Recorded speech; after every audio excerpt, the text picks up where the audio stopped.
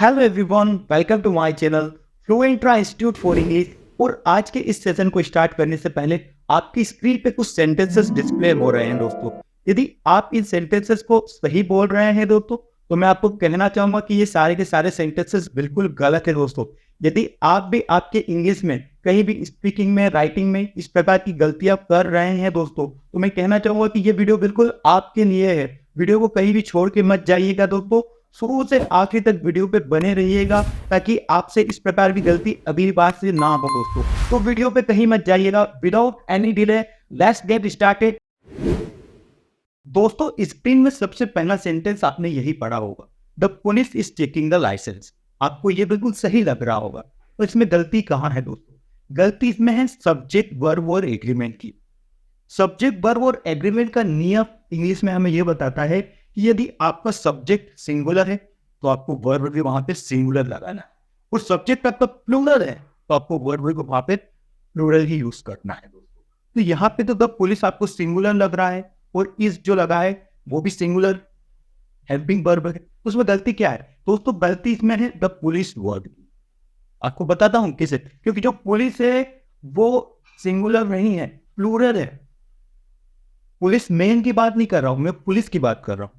एक डिपार्टमेंट की पुलिस हो सकती है, एक कंट्री की पुलिस हो सकती है, और पूरे वर्ल्ड की पुलिस भी इसी वर्ड के अंदर इंक्लूड होती है। तो जो पुलिस है वो सिंगुलर नहीं है, प्लूरल है। यदि मैं यहाँ पे इसको हटा के आर करूंगा,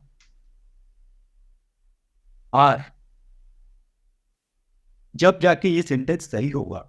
the police are checking the licence, अब जाके ये सेंटेंस सही हुआ, क्योंकि हमें प्लूरल के साथ हेल्पिंग वर्ब भी प्लूरल ही यूज करना है। इंग्लिश में ऐसे बहुत सारे वर्ड हैं जो एक्चुअल में दिखते हैं हमें सिंगुलर, पर वो होते हैं प्लूरल। यदि आप भी उनके साथ सिंगुलर हेल्पिंग वर्ब यूज करते हैं दोस्तों, तो मैं ऐसे वर्डों की लिस्ट डिस्प्ले कर रहा हूं दोस्तों, आप देखिए, और इनके साथ हमेशा प्लूरल वर्ब का यूज कीजिए दोस्तों। Some nouns look singular but actually they are plural. मतलब कुछ नाउन ऐसे होते हैं जो दिखते तो सिंगुलर है पर वो एक्चुअल में होते हैं प्लूरल, और उनके साथ हमेशा हमें प्लूरल वर्ब का ही यूज करना होता है। जैसे सबसे पहला cattle, clergy, peasantry, poultry, police, cavalry, gentry, folk, infantry, pupil, deer, fish और शिप। यहाँ पे तीन हमने येलो कलर में मार्क करके रखे, डियर को, फिश को और शिप को। ये तीनों दोस्तों एक डियर की बात करेंगे तो भी वहाँ पे हम डियर लिखेंगे, और एक से ज़्यादा डियर की बात करेंगे तो भी हम डियर ही लिखेंगे। इसी प्रकार फिश और शिप पे भी यही नियम लागू होगा दोस्तों। तो देखा आपने दोस्तों कि कुछ नाउन जो आपको सिंगुलर दिखाई दे रहे थे वो एक्चुअल में प्लूरल थे दोस्तों। अब आप वो ज्यादा सॉल्ड हो जाएंगे। कैसे? क्योंकि कुछ नाउन ऐसे होते हैं जो एक्चुअल में दिखते हमें प्लूरल है और वो सिंगुलर होते हैं। देखिए कैसे? जैसे यहाँ पे एक वर्ड लिखा है हमने, एक नाउन है द न्यूज। ये एक्चुअल में सिंगुलर है पर दिख हमें प्लूरल रहा है।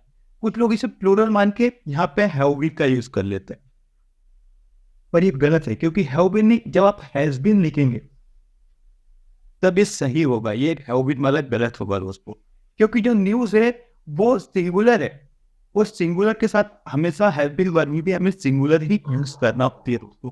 तो कुछ नाउन ऐसे भी होते हैं जो एक्चुअल में दिखते तो हमें प्लूरल है पर वो होते हैं सिंगुलर। वो कौन कौन से नाउन है आइए वो भी हम जान लेते हैं। उसके पहले यदि आपने हमारे चैनल को सब्सक्राइब नहीं किया है तो प्लीज सबसे पहले जाके चैनल को सब्सक्राइब कर दीजिएगा, ताकि आपको इसी प्रकार के इंटरेस्टिंग वीडियो हमेशा मिलते रहे दोस्तों।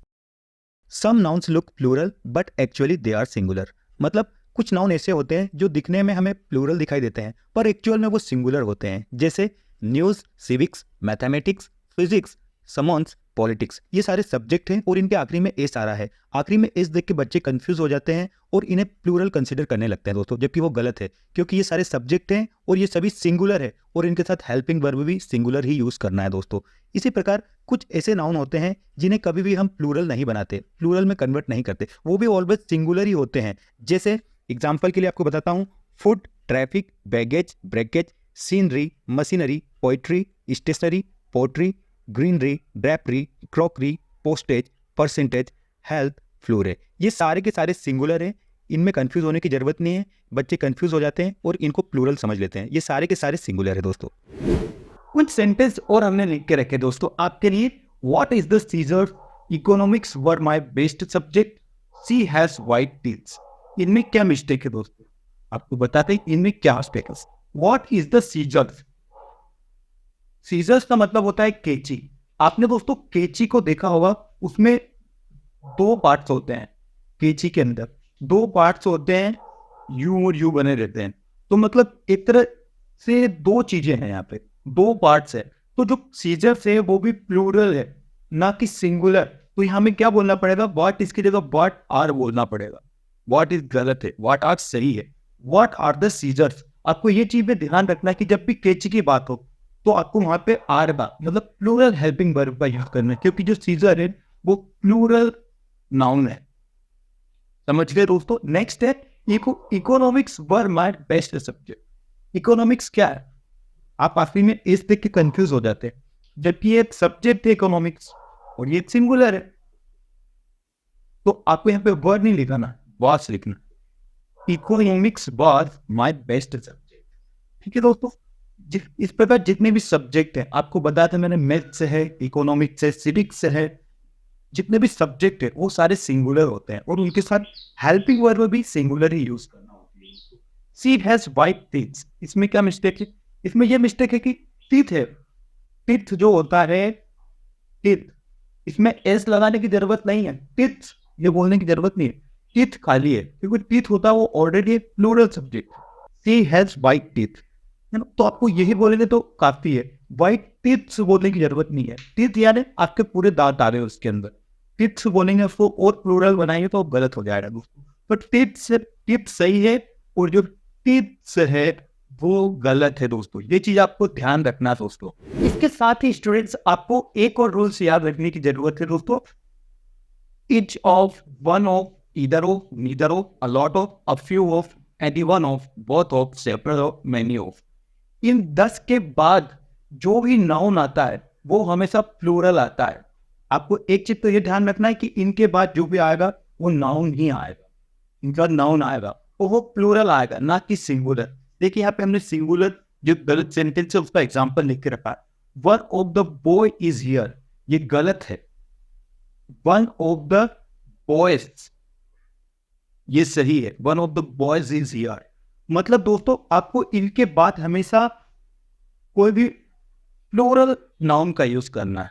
Boys, one of the boys is here, मतलब लड़कों में से एक यहाँ पर है, लड़कों में से एक यहाँ पर है।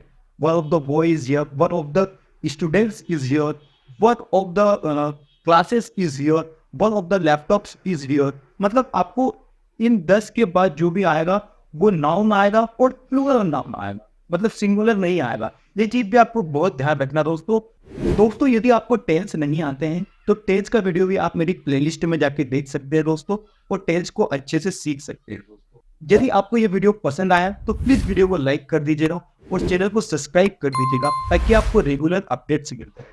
Thank you so much.